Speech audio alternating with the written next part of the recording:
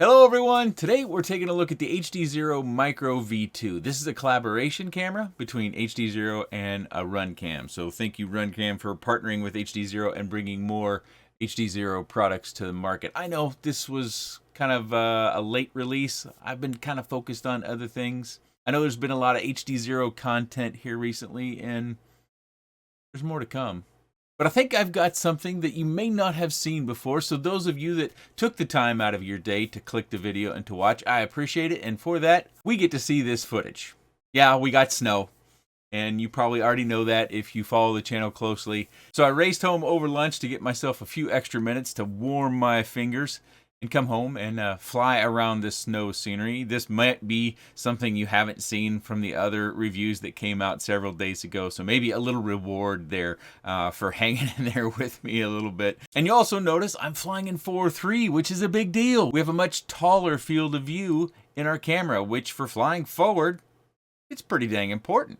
Yeah, we could fly with 16:9, and quite honestly, I've gotten used to flying by 16:9, but after switching between 4.3 and 16:9 on this camera, I could definitely tell that I felt more comfortable in 4.3. Now, maybe that's because I've been flying for several years, and we didn't have the option of 16:9 cameras for so long, or maybe it just suits me better. And I think a lot of specifically racers and maybe even those that go out in freestyle that you were looking for more field of view from your HDZero cameras. Well, now we have it. We also have a menu in here. It's a relatively basic menu where we just have brightness, sharpness, contrast, saturation. You can flip the camera. You can have the max gain for your night vision and the aspect ratio. And a note, when you save, need to repower the VTX. And if you're running Fat Shark goggles, you'll probably need to use the scaler in the VRX in order to get your actual 4.3 view. And here's a comparison between widescreen and 4.3, and you can definitely tell the field of view vertically is much greater in 4.3 because you can see the top of those trees. We can still see way above those trees versus in 16:9, we can't even see to the top of the tree. And we can also tell that we really didn't lose much in our horizontal field of view, so didn't lose anything, but we gained a lot by 4.3. And for flying, the more we can see, the better. And this is back to my original footage. I am flying the widescreen aspect ratio here. Some people like that. If you're out doing your slow, cruisy, cinematic sort of flight, maybe exploratory flight you might call it, you might prefer this. And so I wanted to also show you some of this sort of flight footage. Plus, we have a little bit more greenery, so that gives you an idea of the camera sensor and how it picks up colors. It is quite overcast. Yet another reason why I did the snow flight was you got to see the camera in the sun, as well as having a lot of shade that we can fly through, so you can see how the camera responds when it has a lot of sunlight in its lens versus the lens being in the shadows or looking through the shadows, the various things that we need in flight. And we've also got some nighttime footage here. I'm just walking it around a little bit to kind of give us a feel for what it looks like. No flying. It's too cold. When the sun goes down, it gets crazy cold. Our high today, as I record this, of course, you're seeing this well after I record this, our high was 17 degrees Fahrenheit, I should say.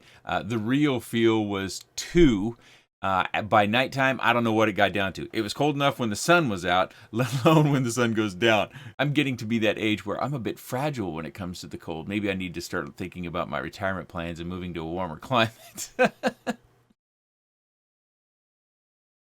camera weighs 7.46 grams on my scale. If we add the screws and the backing, it weighs 8.21 grams. Of course, this is a micro camera, so the mounting is 19 millimeters wide, and top to bottom is also 19 millimeters. From the tip of the lens to the back, it's 21 millimeters. From the center of the screw hole to the lens, as best as I can get it, looks to be 13.38 millimeters. So my opinion of the camera, and those of you that follow the channel real closely know that my eyes aren't real discernible, hence the glasses.